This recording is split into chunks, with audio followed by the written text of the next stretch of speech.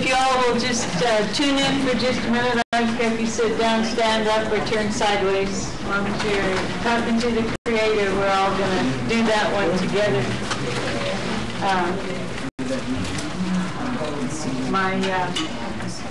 My young relative, Heather, over here, was part of a sacred ceremony this morning to kick off this day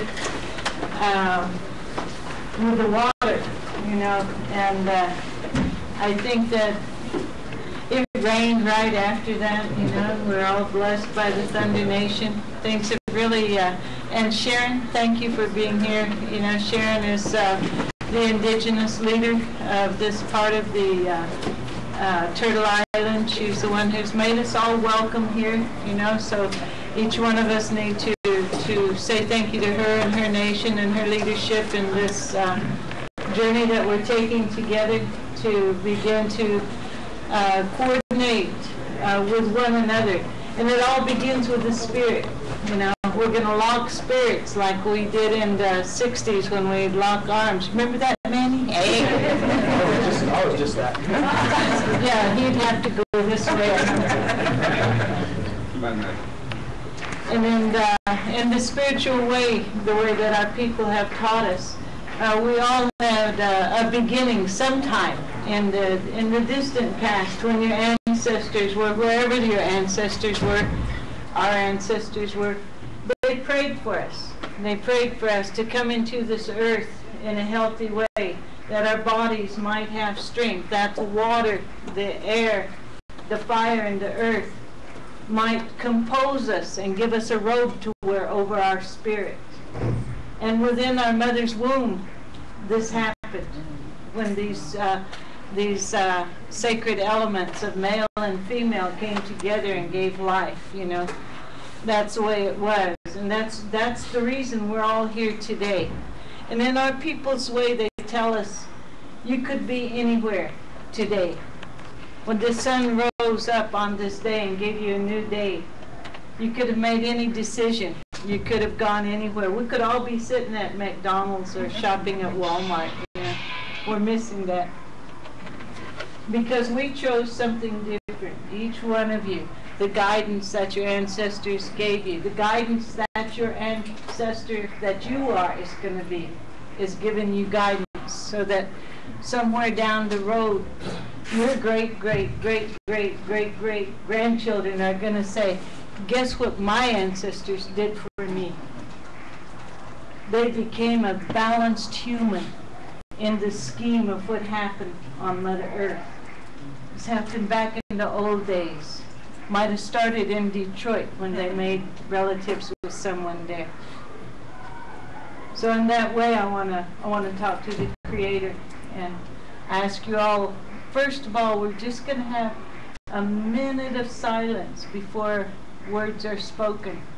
Say a prayer for the indigenous people of this portion of the nation. Say a prayer for those who believe that they have to be in a war. Say a prayer for those that live along the Gulf Coast.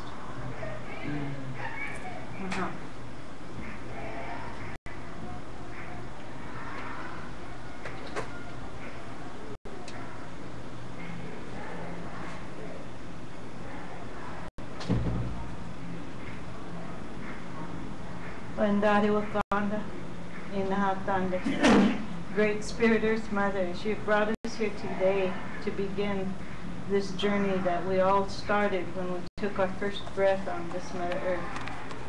I'm going to ask for your guidance. I'm going to ask a special blessing again on my nephew Clayton and the special work that he does for our people. Ask a blessing on my relative Heather over here and the work that she does for our people.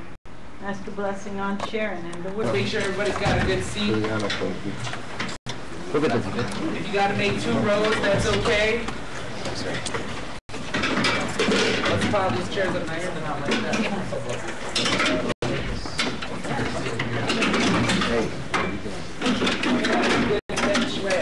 You can bring that weapon again. Nice, like for such a beautiful prayer to open us up in a good way and to bring in our ancestors and and those sacred spiritual beings that help us, do this heavy lifting that so many of you in this circle do every day. So I just want to appreciate that.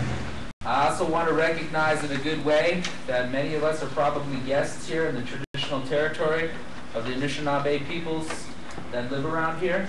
And I'm sure there's a couple of other tribes that I'm missing, but I know for sure I got some good friends up in Walpole and that, just all along these rivers and lakes. So I just want to recognize, individually that I'm a guest here, and I'm very happy to be here in these lands, and I encourage us all to walk lightly.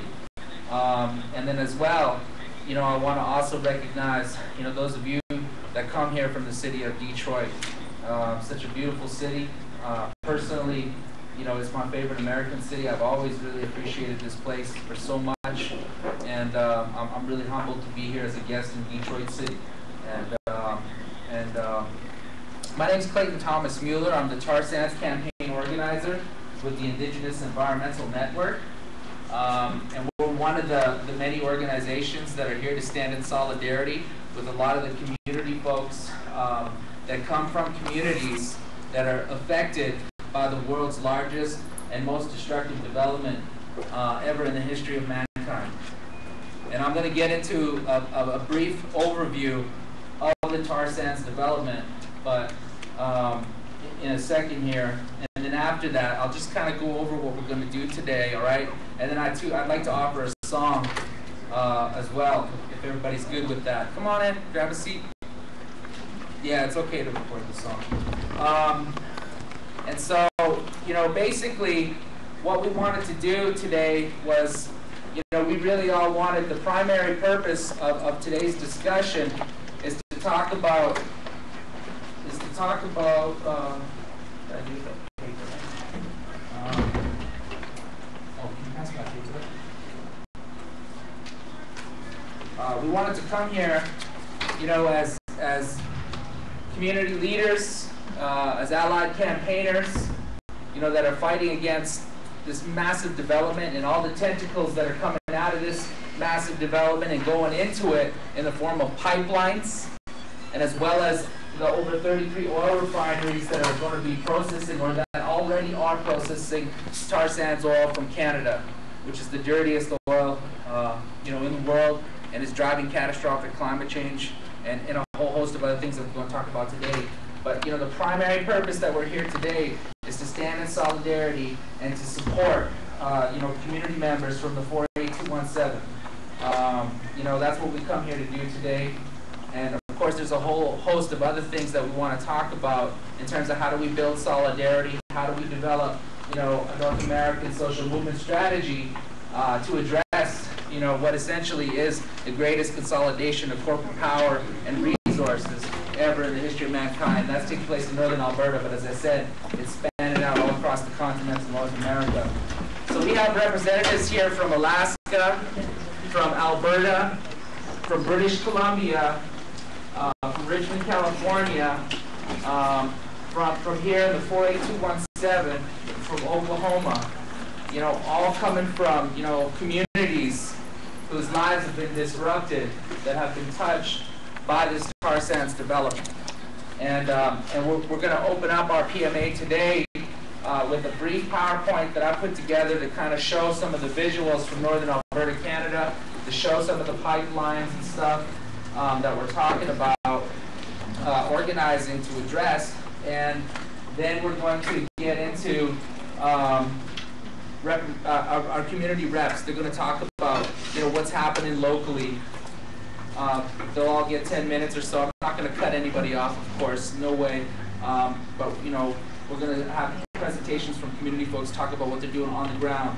And then once we work through that, we're going to take it a little deeper and go into a breakout where we're going to have an opportunity for all of you to hear from different community folks, their statements and positions related to tar sands, and just kind of get a good sense of exactly what they're doing and exactly what the asks are. Then we're going to have a pee break. That's about 2 hours deep. All right, everybody can stretch, do their thing, do some grappling. Hey. I just tease it. And then we're going to get, and then the second piece to today, our time together today, is we're going to do a Liberation Cafe.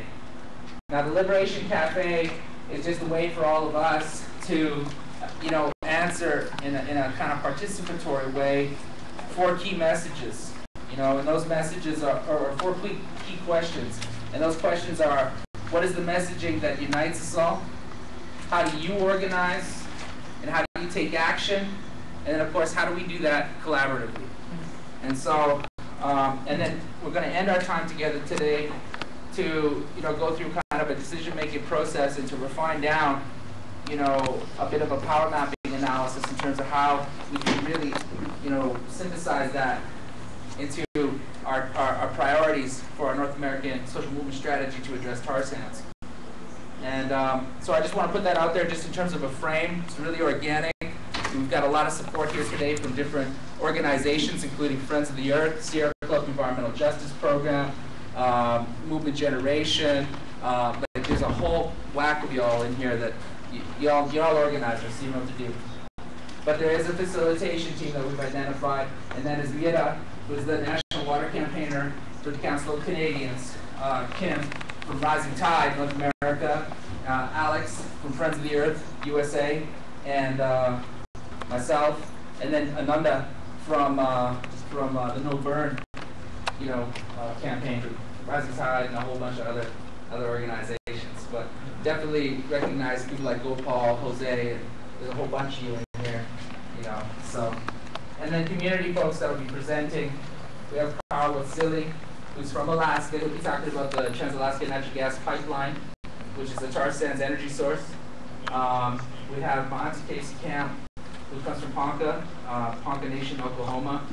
And on her territory, one of the things they're dealing with, they have a host of things, is of course the ConocoPhillips International Headquarters, but she can talk about that. And then we also have here from the local community, this is Leonard, who will be talking about, their struggle with a whole host of issues as well, but also with the Marathon Oil Refinery, who right now is processing tar sands crude, and that's the primary thing. She'll be speaking first.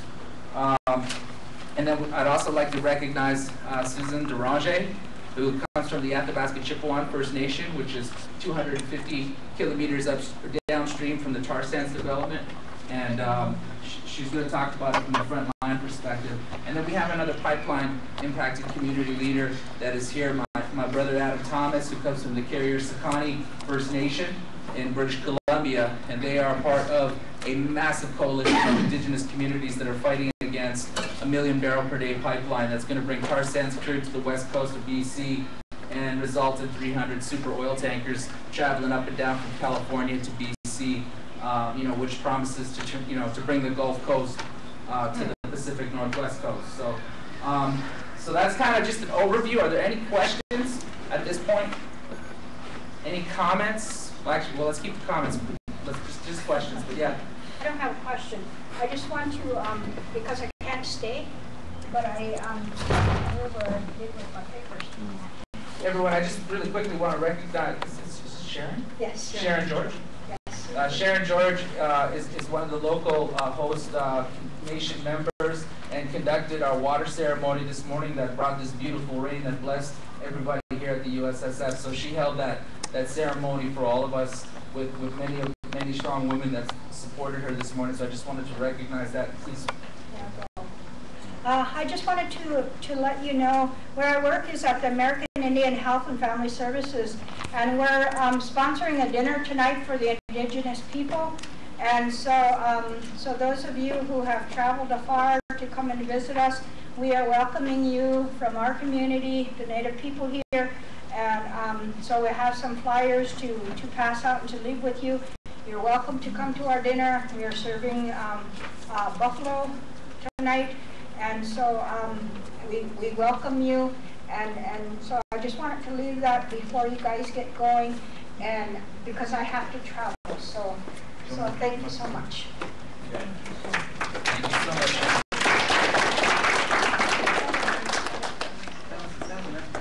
So, and there's other literature up here as well, folks, so feel free to grab some of that. So I just want to share a song, offer a song in a good way. I'm gonna, yeah. bacon recording this. Boy, you can just tell how humid it is here. I tightened this up before I left. Gee whiz. It's like flop, flop, flop. Anyway. I want to sing a Thunderbird song just in honor of the ceremony that happened this morning and those thunders that, you know, that woman's ceremony, you know, they answered and they came instantly. And they brought that rain. And those, you know, those Thunderbirds, that's my name, Strong Thunderbird Man.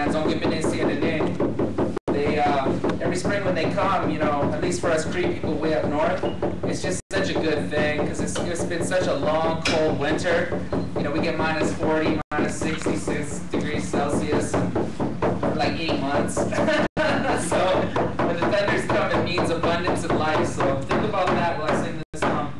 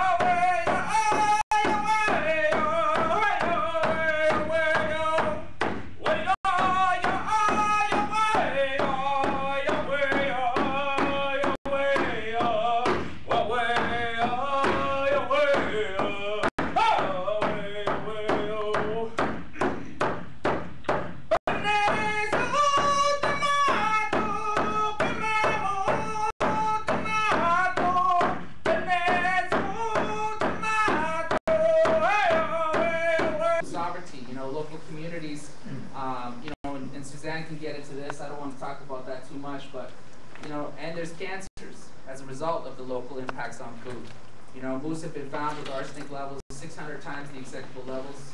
You know, muskrat, which is another critical food source, have all but left the region. And those that are still there are often found with bleeding noses and their homes smelling of petroleum. Fish deformities, you know, all kinds of tumors and whatnot. It's a really serious situation that is leading, to a basically a human and ecological health crisis of unforeseen proportions. And Susan will get into that. But, you know, one of the things that IEN is doing is we're supporting, you know, a lot of base building work in frontline communities, in indigenous communities on the front line. And the reason why we're doing that is because, you know, for 30 years, First Nations have been building this movement. And they've reached out, you know, to us, to all of you, to internationalize the struggle of the community of Fort Chipewyan, the community of Yuba Lake First Nation, and other First Nations that have taken a political stand, you know, against the tar sands development, a moral stand.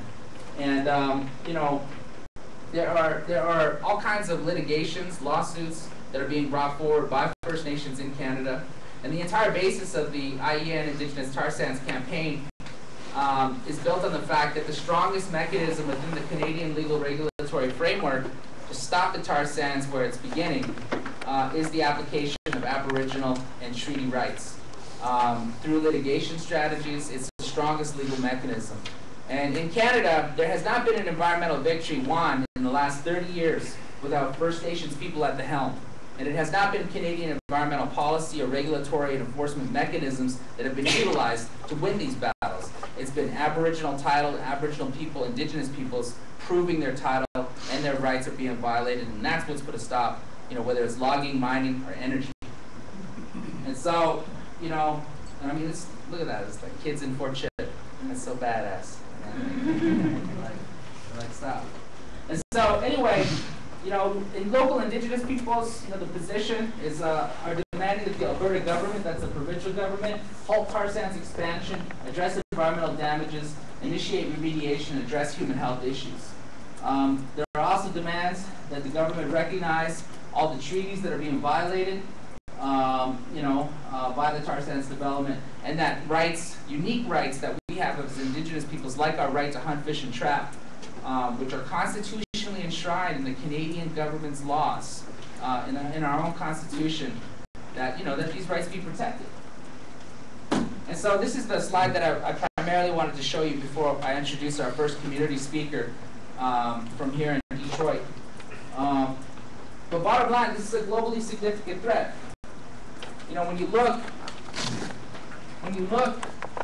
at this beast, you know, in that map that's out in the hallway that just fell down over here, right up here, that's what it is. It's a monster. You know, it's a monster. It's an all-consuming beast. And, you know, Canada has the lowest regulatory regime. You know, they've essentially handed over environmental enforcement and regulation to the companies themselves, even approvals. I mean, it's insane. And, you know, what this map represents is all of the shipping routes, proposed pipelines, and existing pipelines that are being retrofitted, as well as 33 refineries in the lower 48 U.S. that are all promised to start processing tar sands crude, if they're not doing it already. And these pipelines here represent two massive natural gas pipelines, the McKenzie Valley Gas Project and then the Alaska Natural Gas Pipeline. And they promise to bring trillions of cubic feet of natural gas down to Alberta so that they can expand the tar sands. Because it requires so much natural gas, so much water to produce 1 barrel of oil. It takes 4 to 6 barrels of fresh water to produce 1 barrel of oil. It takes 4 tons of earth, okay, to produce 1 barrel of oil. Every single day they move enough tar sands, they move enough soil to fill up the Toronto Sky Dome, the home of the Toronto Blue Jays, every single day. And so just to give you an idea, like, it's just massive. And 77,000 workers that work up in northern Alberta, 55,000 of them fly in from Canada's maritime region every single month, back and forth, back and forth, back and forth. And, you know, as I mentioned, we have another representative here, Adam Thomas from Carrier-Sakani First Nation, up in this region where they're fighting the Enbridge Gateway Pipeline. He's going to talk about that. But that'll result in 300 super oil tankers. There's been a moratorium on oil tanker traffic for 20 years on the west coast of Canada. And they're trying to lift that moratorium for tar sands. There's 2 major pipelines coming down, all the way down to Ponca's, the Keystone XL. And we have Monty Casey Camp here. We'll be talking about Keystone XL and, of course, the refinery that they live with in their community. There's also, unfortunately, we couldn't bring someone in from Leech Lake, Anishinaabe First Nation, but they've been fighting against the Keystone Pipeline, which is going to bring oil to Superior, Wisconsin, which will result in the end in oil being brought all the way to Maine for transport to Europe or wherever. And so, you know, just to wrap your head around this, I really want you all to understand that all of this represents a carbon footprint by 2030 of 186 million tons per year, just from one development. Now that's more than every single coal-fired power plant in North America. Or sorry, US and Canada, which is insane. So global warming, treaty rights, human rights, oil addiction, energy infrastructure. That's what this all boils down to. Oops.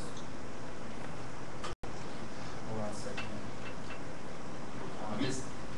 I won't get into the bank's campaign at this point.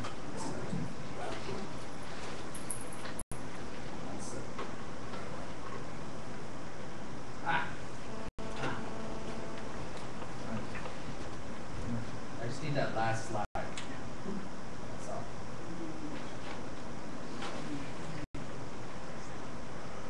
Just the last one. Sorry. That's cool. The slide is like all whack. Yeah, it's like, and so I can pause creatively. Let it sink in. You know. Yeah, so that's basically just it in a nutshell, brief overview. There's going to be lots more added here, but I just wanted to make sure you all kind of understood what we're talking about today, and that you could see some of the pictures of the before and the after. you know, and it's pretty insane. And so, does anybody need to ask any questions at this point, or can we jump into the presentations from our community people, our community leaders that are here today? Yes? Just one quick question, which was how much, you may have already mentioned this and I missed it, how much oil is required to get 1 barrel of tar sand?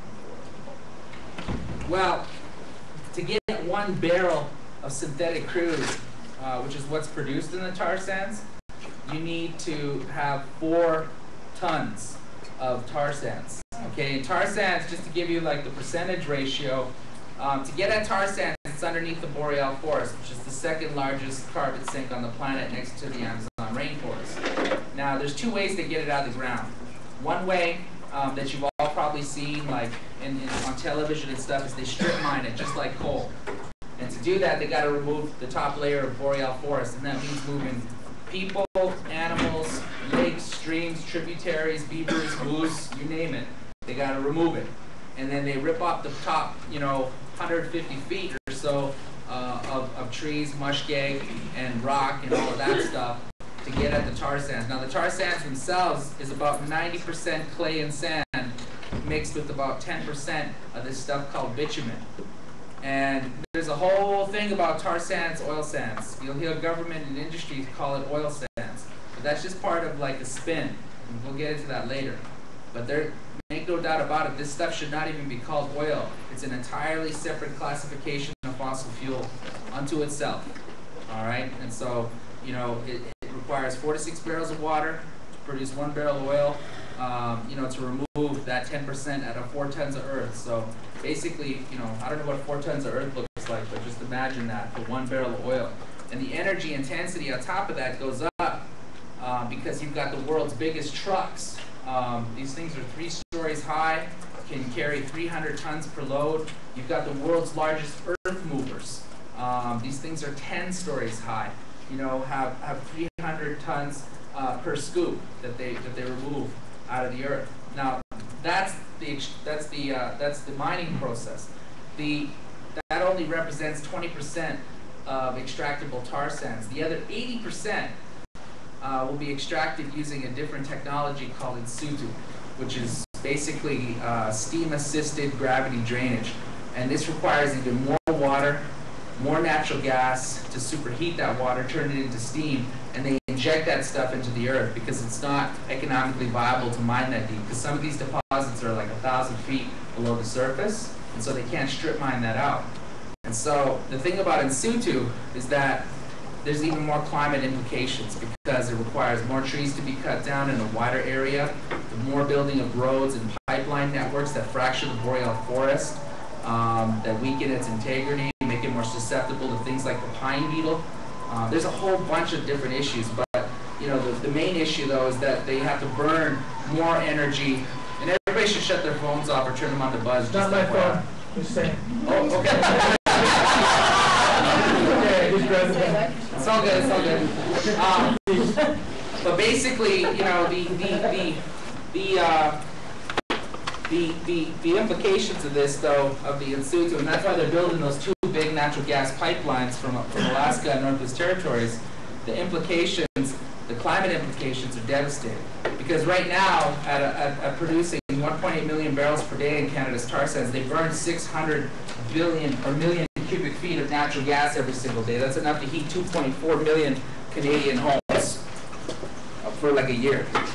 So just to give you an idea, that's every single day. So they're burning energy to get energy, and 68% of this oil is coming to the U.S.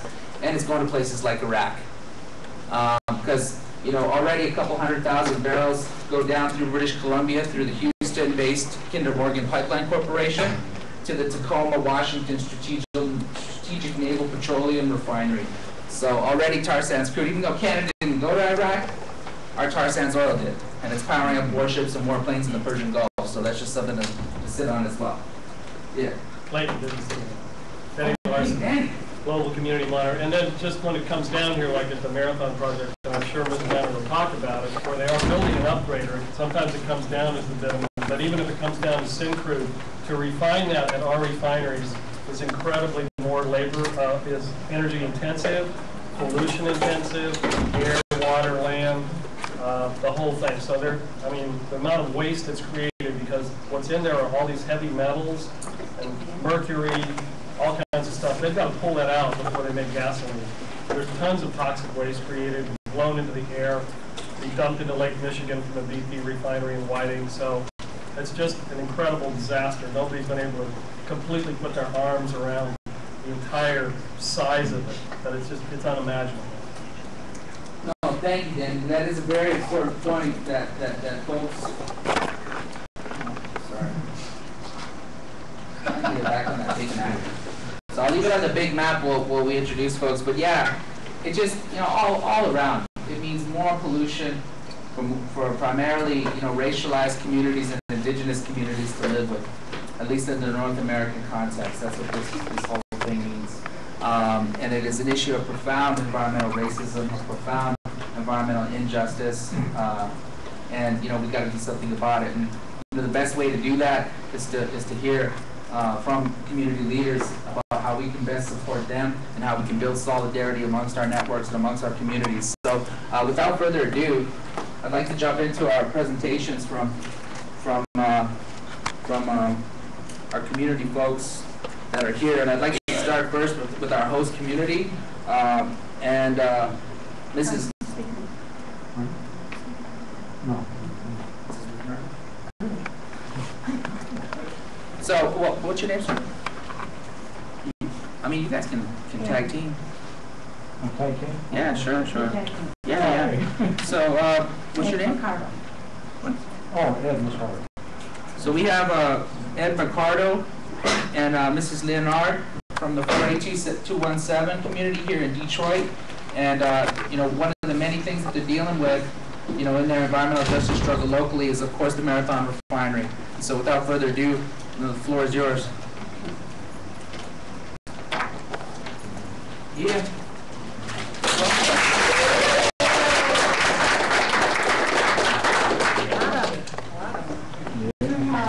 Good morning, good afternoon. My name is Mrs. Leonard.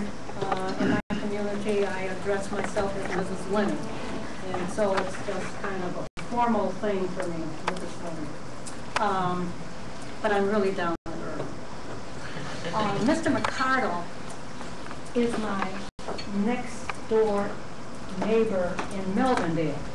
I live in Detroit, southwest Detroit, zip code 48217. And so what impacts me also impacts Mr. Mercado's community. And so many times when I get a permit or information about something that is happening in my community, I email Mr. Mercado and I'll say, will you read this permit? Have you heard about this? In fact, there was something I was supposed to send you last week, and I didn't get a chance to do it. But we work together across city lines because, as Ms. Anderson says from Sierra Club, there is no room, there's no ceiling that stops air pollution. It just keeps right on going across. I was not able to pull some of the materials I would like to have used, but the best magazine that I have come across that really gives you a clear picture of the tar sands is National Geographic, March 2009. If you get a hold of a copy of that issue, it spells it all out for you. It has the maps. It's very, very clear. It's something that you really should keep. I am a member of the Sierra Club, who just happens to live in 48217. I am a member of the Environmental Justice Group. And I first heard about tar sands in 2006 as a result of my involvement with the Environmental Justice Committee. We were reading permits and materials would come to us about Mr. Tovo's mountain out in your area, out west. We would read materials about mining, strip mining down in Virginia. And so then my cohort in Alaska, Mary Griscow, sent me information about tar sands. And so I began reading. Mr. McCardle sent me a copy of an article from a newspaper during a magazine during the blackout. Remember the blackout? You spent time at Borders Bookstore. Right. And so through various ones, sort of serendipitously, we have accumulated material and we share it back and forth. Mary sent me a newspaper article about, I don't remember, it was up in Alberta, which area, I don't know specifically. That's the article I was trying to find to show you. A fish, the fish that are coming out with knots on their bodies. Knots, you can envision. Now here in Detroit, we have said for years, don't eat any fish that you catch in the Detroit River because of the oil and the contamination. But here, these are warts, knots on these fish. And the fishermen, the indigenous people, have been fishing these waters for years. And so they were the first ones to bring the alert that there is really something happening. And so through my EJ involvement is how I became aware of the tar sands. And because I only live 10 blocks away from Marathon Oil Refinery, I was aware of some information. 2006, Marathon Oil Refinery asked for an expansion. They already had, I don't know how many barrels, I think they, tanks, I think they said they had something like 40 tanks. There's a tank farm. Now let me, and I'm going back and forth, skipping around, so just bear with me. The tank farm sits at I-75, about 2.5 blocks headed south, is an elementary school. Can you envision that? A tank farm and an elementary school. Down from the elementary school, about 1 block, is the oil refinery itself. The Detroit Board of Education recently closed a school that was within the community, far away from all this polluted area. Closed that school, brought those children over to the school that sits at a major street and I-75 and put those children there. Can you envision that? Putting those children in harm's way in that area? The pollution on 4th Street, the fumes, all of that impacting our children. And so one day I said to Mary Gresco, you know, we're reading all of these permits about all these other communities. Who is going to help my community?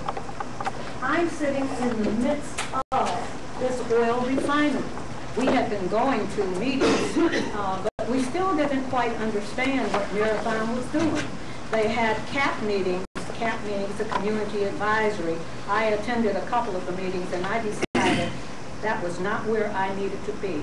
Because I am a very quiet person, I'm a nonviolent person, but I do speak up.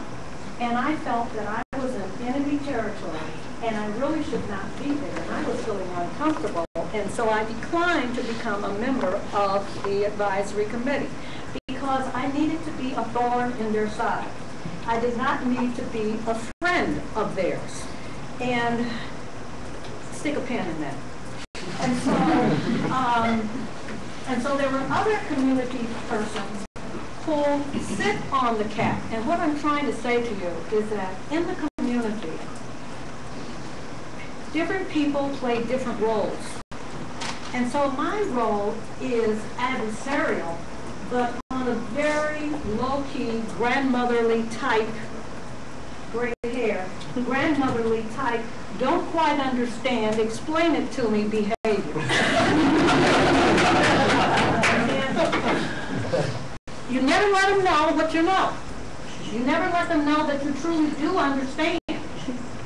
And so you use whatever you have ammunition to, you know, I have gray hair, therefore I'm not supposed to know certain things or be able to go online and figure stuff out and be able to retreat. And so the other persons who sit on the CAP, they bring the information back. I take the information. I sometimes give to Ms. Anderson or Mr. McCardle or whoever else, and say, this is what is happening, how can we use this, how can we fight it, or what can we do with the information? So you infiltrate, in other words, we have infiltrated, and we use the information. And so going back to Mary Gresco, I wrote a scathing email to the EJ committee persons and various ones saying, who is going to help my community? Who is going to help 4217? We are sitting here in the midst of all of this. The city council had given Marathon a $186 million tax break. Gave them $186 million tax reduction over a 20-year period of time. $8.3 million going into the general fund for the city each year. It went into the general fund. Did not come to the host community, the community, my community, that was impacted. My block, where 17 people have died of cancer, did not come to my block, went to the general fund. And the city has a penchant for being concerned about persons who make a particular level of income. Am I saying it so you understand what I'm saying? My community is considered average income $25,000 a year. But the city is concerned about trying to keep persons within the city, and so they give tax breaks for certain people who live in certain sections of the city. We, my community, we did not qualify for tax breaks, or income tax breaks. And so I spoke with Ms. Anderson. She in turn spoke with Ms. Anderson. Raise her hand so they'll see. I'll talk about it. Ms. Anderson in the pink shirt. And so I spoke to Ms. Anderson and I said, who can you help us? We need help. She contacted her supervisor, Allison Gordon, who contacted somebody else, The long and the short of it is, it got down to the Sierra Club in San Francisco. Don't you know they sent an attorney from the Sierra Club up here in my community? Don't you know, and I'm fast forwarding, don't you know the Sierra Club assisted our community in getting Marathon to reduce even further the emissions that they were going to send out into my community? Bear in mind, MDEQ, Michigan Department of Environmental Quality, that is supposed to be protecting my community, had granted the permit to operate, the air permit to operate for the refinery. And the Sierra Club said, no, you can come down even further. And so, with the threat of a lawsuit, Marathon went back and reworked in January 2008, went back and rewrote their permit, reducing further. The Sierra Club came to our community, met with various ones in the community. Persons from Lansing, the capital, and with Anderson supervisor, persons from San Francisco came to our community and said, what are the circumstances that you are experiencing? People talked about their health, talked about asthma. We have more children that are asthmatic. One high school, the principal keeps the children's medicine on site and administers the children's medicine. That's illegal. But the principal said he had to do it because the children were passing out in school, and he had to call EMS. So rather than doing that, he himself decided to administer. And I'm skipping all over. You'll just have to pull it all together. The one thing that Marathon put clouds over the city council eyes, $186 million, and they said jobs. I was looking at some of their literature. The very first paragraph, Marathon talks about MPC is considering a refinery and pipeline project that will help create jobs at Michigan's only refinery and produce a more stable supply of petroleum products for Michigan motorists. When the council heard jobs, and they don't care if it's 4312, JLBS, that's all they want to know. And they totally forget our communities, not just mine, any community.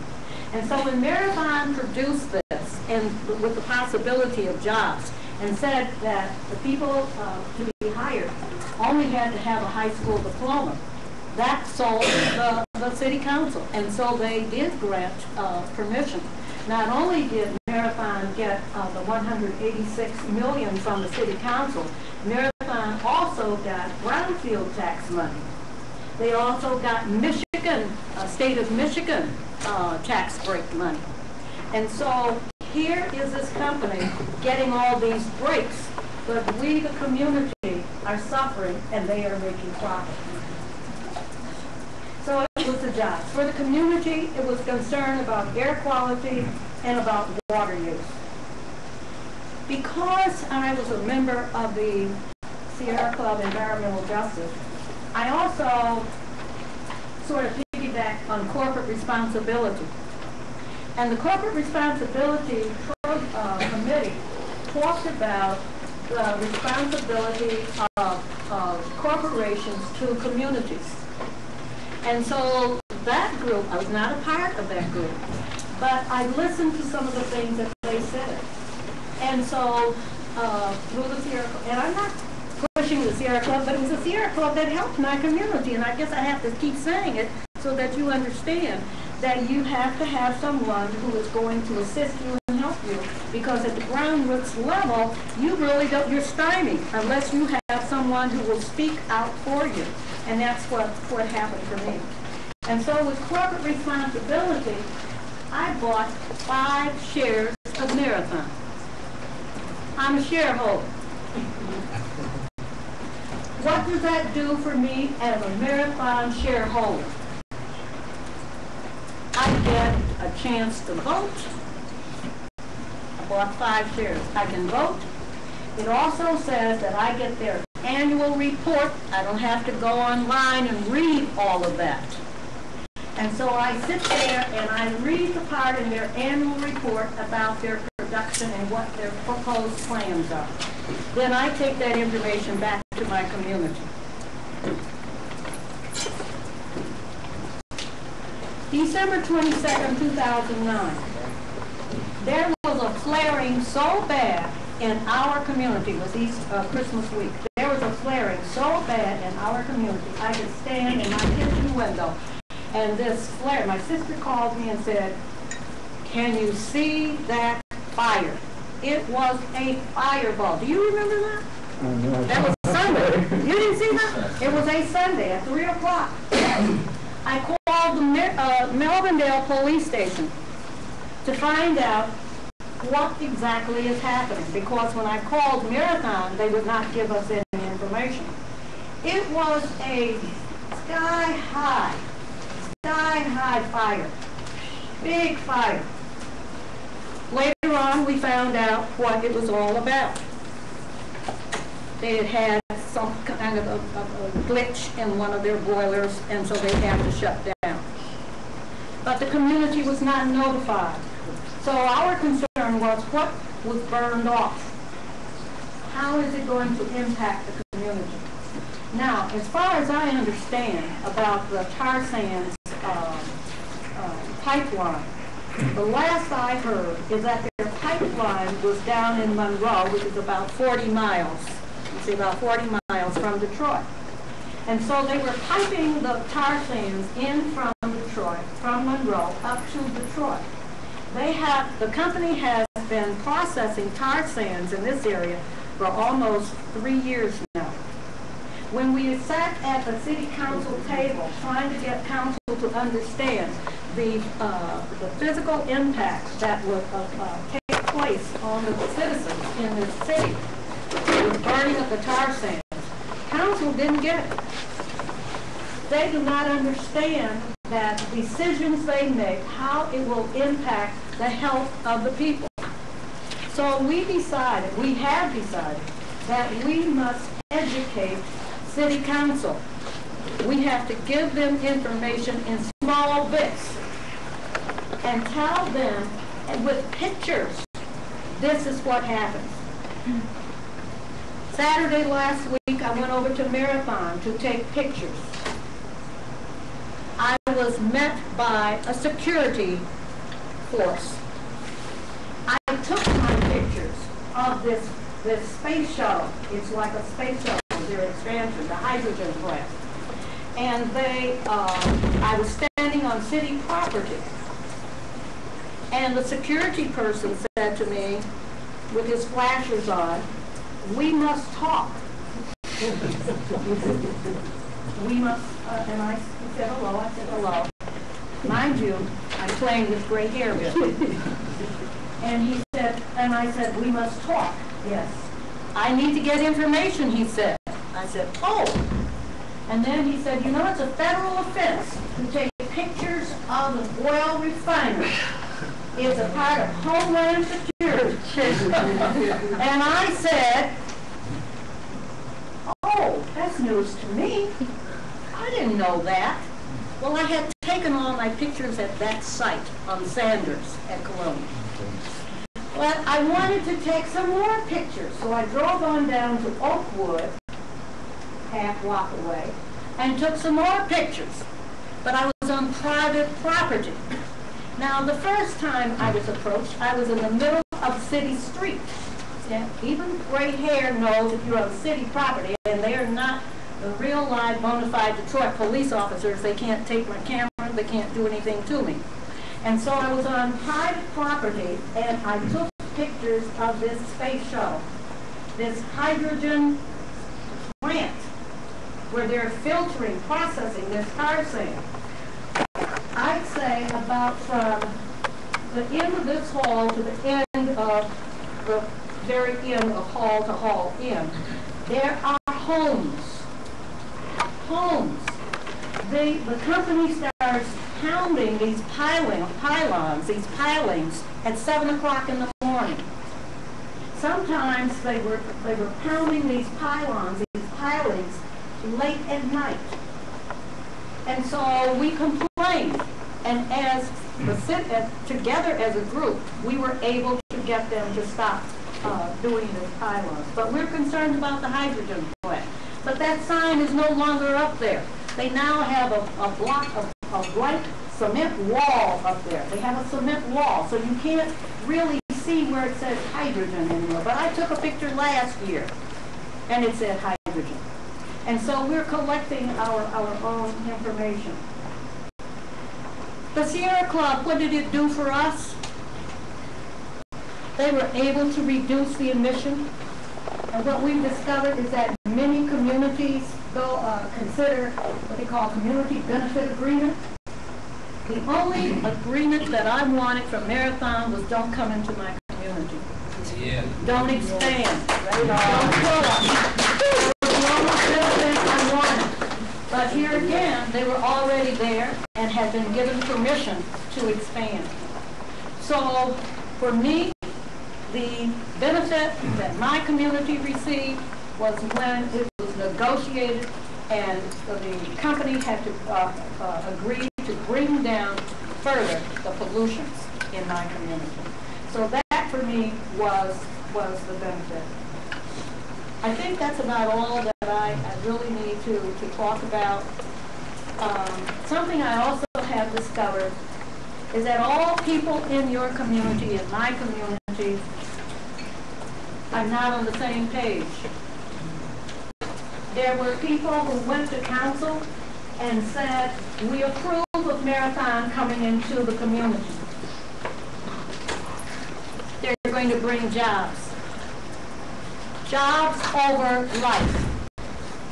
And if you don't have health and you have jobs, what do you have? If you don't have health, you aren't going to be able to spend that money. And we want it better for our children. And as the gentleman said, we've discovered in the state of Michigan, city of Detroit, what I call injustice. Not environmental justice, environmental injustice. Poor people and people of color. Another community next door to me is experiencing something very similar. Story 209 community, and we identify ourselves by our zip codes in Detroit. Because within your zip code talks about what industry you have in your community, and you know immediately what you're fighting. Oh, that community is fighting that, we're fighting something else. And so we have decided, some of us, those people who want to support Marathon, let them go ahead. But we, as for my house, we're over here, and we're fighting and opposing the community. And when we go down to council, we identify ourselves as 48217. Then we introduce ourselves as by name. But we say 48217 so that they know 48217 comes down there by bus. We come 15, 20 of us at a time. Council does not like to see a lot of people come down. And we come down and we talk. And so that's about all that I have to say.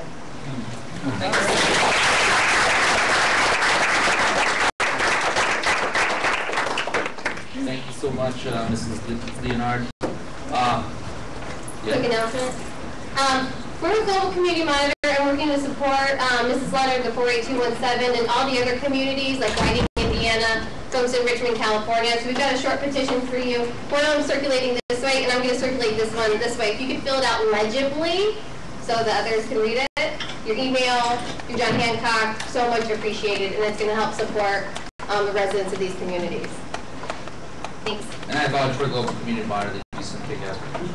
Just one more thing, and if you didn't see the Detroit Free Press on Sunday, all about the 48217 on the front page, go online and read the story. It's an incredible investigative piece about that, and a follow-up piece on Monday about how the state's air monitoring program is designed to average the problem away, and how Mrs. Leonard and other folks, along with Sierra County Report, are doing the bucket brigade down there to take the air test to prove how contaminated it is. So check that out and find out more about it.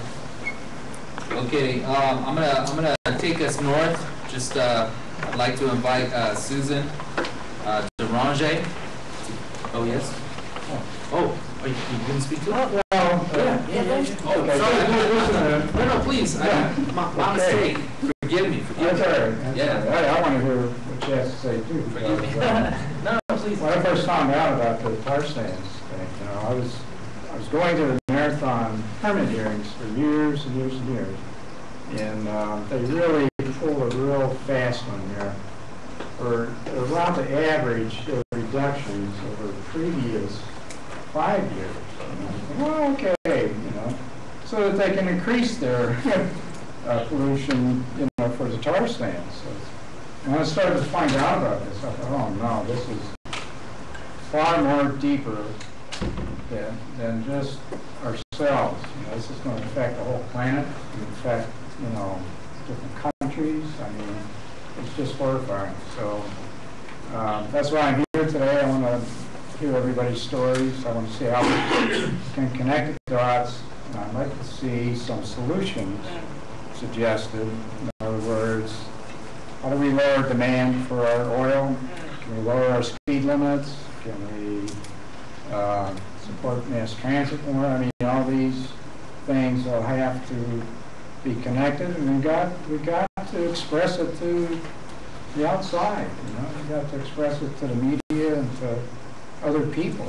I mean, people are very ignorant of these things, and unless you're on certain websites or certain groups, you won't know that. So that's why I'm here. So carry on. Thank you, sir. Thanks, so I'm gonna take us north then, and have Susan Deranger, who's Athabasca Dene from the Athabasca Chippewa First Nation, come up and share, about what's going on the front line, and just the position of the people, the grassroots people coming from up that way. And then we've got some other speakers too, so just all the speakers be mindful of the time, because we want to get into our group discussions. But nobody's getting cut off. Just say what you got to say. So please join me in welcoming Suzanne Deranger.